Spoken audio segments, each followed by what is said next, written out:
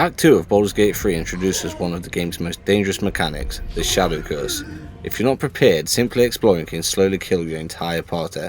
In this guide, I'll walk you through every method of protection, from simple tortures all the way to the best permanent solution, so you can explore the Shadow Curse lands with confidence.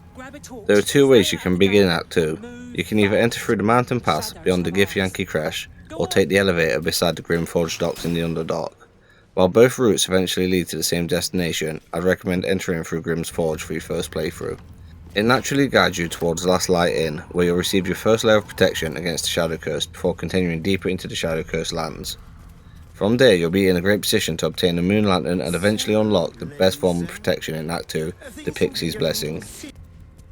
The first source of lights readily available to us in the beginning of Act 2 are torches found at either entrance and spells like the light cantrips. These are required to help you reach the Last Light Inn.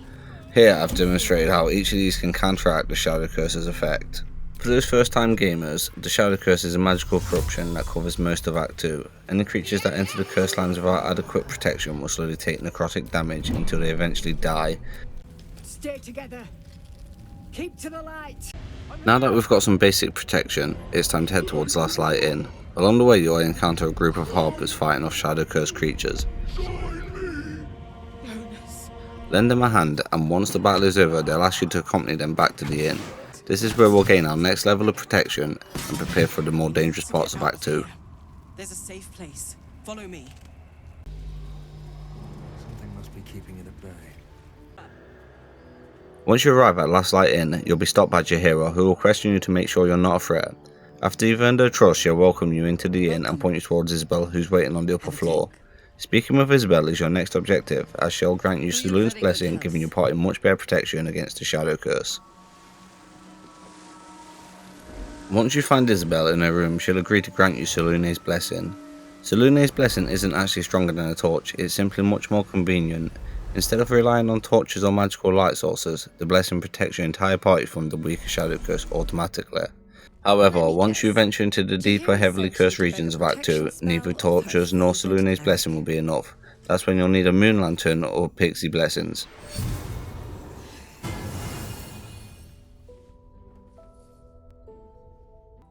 Perfect. It'll make you immune to the lesser effects of the Shadow Curse, which will get you closer to the towers. But there are places it won't help. Places where the curse is darker, stronger. Now that we've covered every method of protecting yourself from the weaker Shadow Curse, it's time to get a Moonlantern. As you leave Last Light Inn, you'll come across a group of harpers preparing an ambush for the Absolutist convoy travelling through the Shadow Curse lands. Speak to the harpers and agree to help them before heading to the ambush site. Just a quick mention here guys, if you entered Act 2 through the mountain pass instead, you would have actually met Niss a bit earlier, as he'll be leading the Absolutist convoy when you first arrive. Depending on your choices, you can actually obtain the Moonlantern there instead. Since I'm taking the Grimforge route in this guide, we'll be joining the Harper ambush to claim it. Your faithful stand ready, Majesty. Soon we march. Soon. When Niss, the Dryder leading the convoy, arrives, you have two options. You can fight alongside the Harpers and loot the Moonlantern from his body once he's defeated. Or if your dialogue skills are high enough, you can convince Niss to hand over the Moonlantern before ordering him to continue into the darkness without it. This avoids the fight entirely and leaves you with the Moonlantern all the same. Majesty, is this true? Did I not serve you well?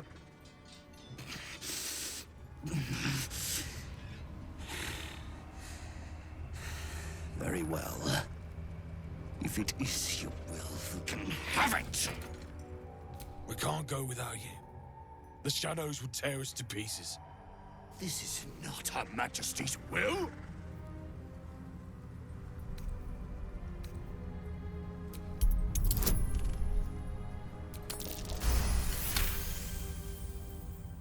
If it is Her Majesty's will... You can't be serious. You know what's out there. If it is Her Majesty's will, then we shall walk! She will protect us. She must.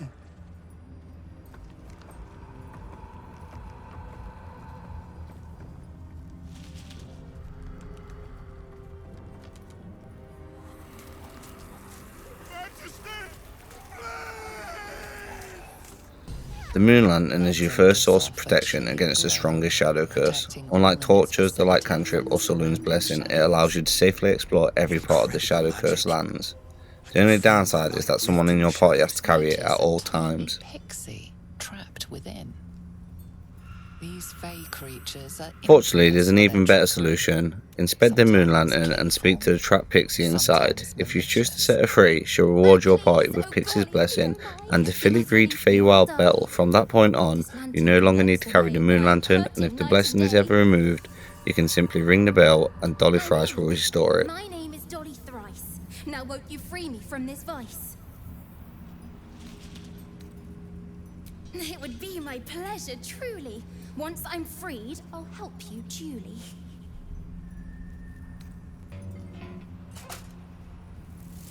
Finally!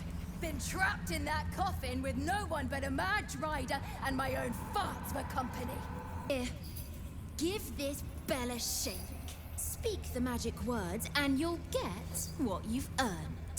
Protection. And that's everything you need to know on how to survive the Shadow Curse in Baldur's Gate 3. With Pixie's blessing, you'll be able to explore every corner of the Shadow Curse lands without worrying about the curse slowing you down. If this guide helped you, drop a like and subscribe for more Baldur's Gate 3 guides. And now that you're ready to explore Act 2 safely, your next challenge will be the Thorn Family. I've got a guide showing you how to defeat every Thorn boss without fighting, earning all the rewards while avoiding some of the toughest battles in Act 2. Thanks for watching, and I'll see you in the next one.